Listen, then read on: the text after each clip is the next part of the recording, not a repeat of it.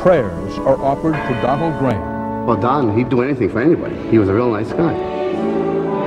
Former deacon and friend. He left a real void here.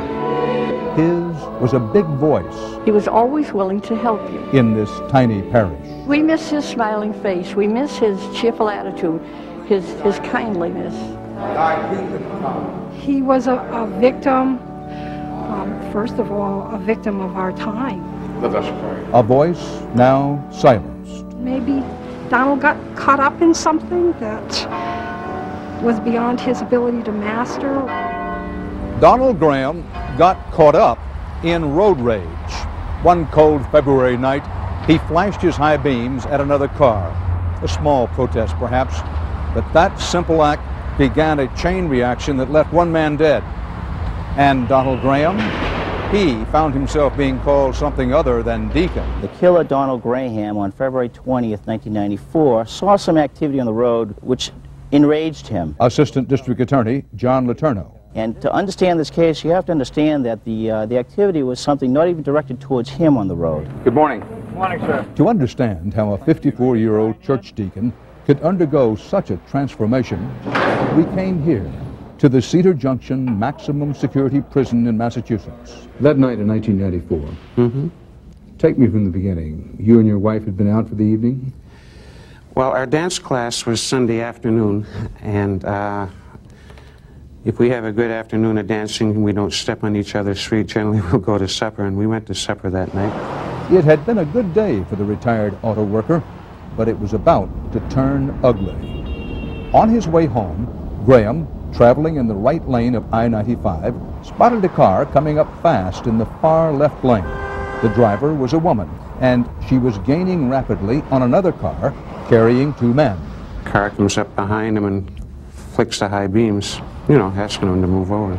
After a moment, the woman did pass by, but the other driver flashed his high beams at her. So you have a situation where they are now giving her steady high beams and following close behind her. As I was moving over, I didn't notice how close they were behind her. My point is, you pulled behind them. I moved over 2 lanes, yes.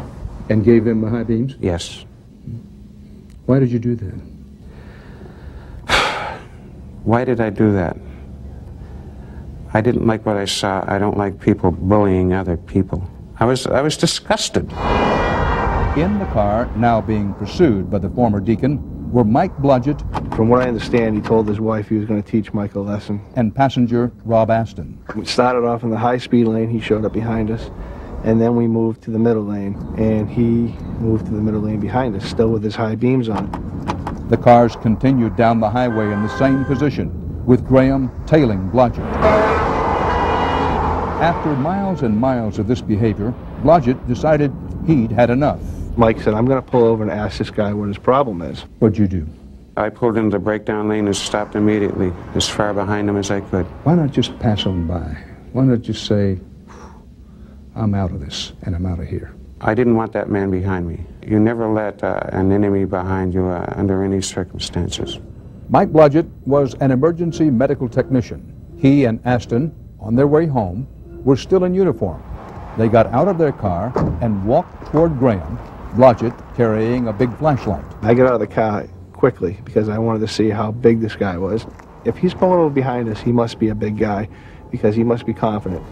I told my wife we got big trouble coming down here, and I looked at her and she couldn't even speak.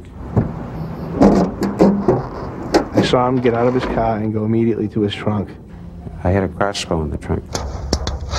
That's right. Deacon Graham, an archery buff, kept a crossbow in his trunk for self-defense. I warned him immediately to hold it right there. You better go back to your car. As I'm saying this, I'm loading an arrow into it. As I'm warning him, Blodgett starts screaming, "What's your problem, you asshole?" And these are the only words he ever used to me. But Aston says no one said anything. That moment seems frozen in time forever because it was very dark. And I can remember looking and thinking, does he have a gun? What a scene, what a scene. I mean, dark, cold February night. Man with a crossbow, cocked and ready.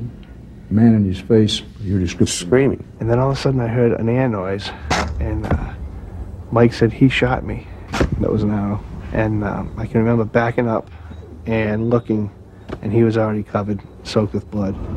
After memorizing Graham's license plate, Aston drove Blodgett to a nearby hospital. They get to the hospital and they never stop the bleeding and he dies. They split the guy all open looking, you know, they just opened him right up, looking for the bleeding inside his chest. And it was up here all along. The blades fly open on the initial contact, and this was Donald Graham's crossbow. Assistant DA John Letourneau tried the case in New Bedford, Massachusetts. He told the police in his statement that he had 3 arrows in the quiver.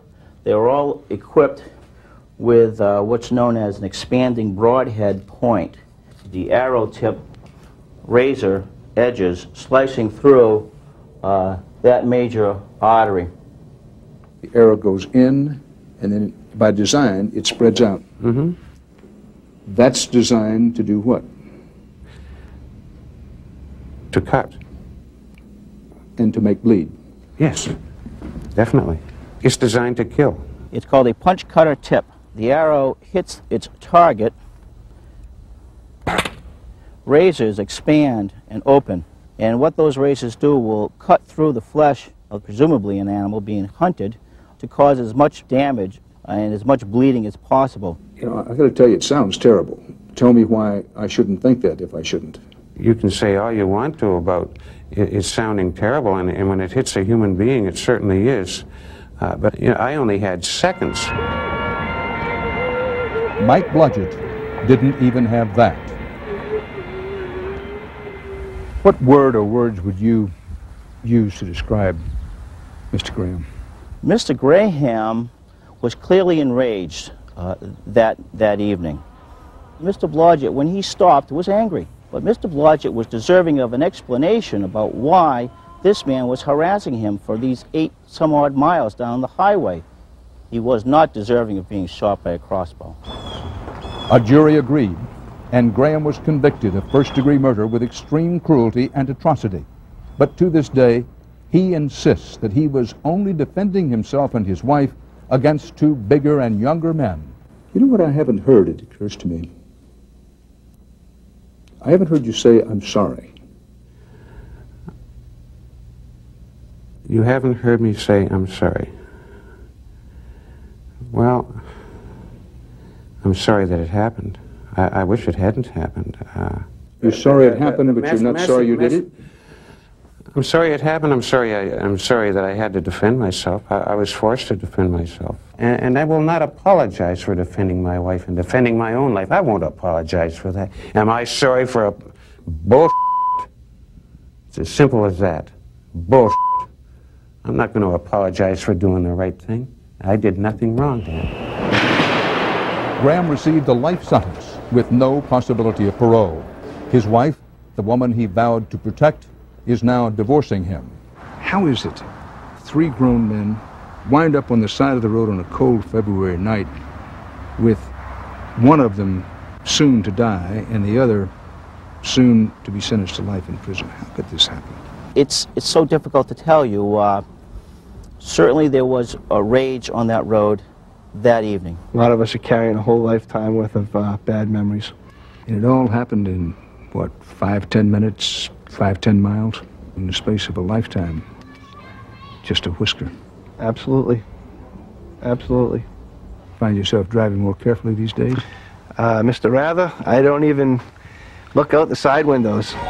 If somebody beeps at me or has something to yell at me, I just look straight ahead and just keep driving.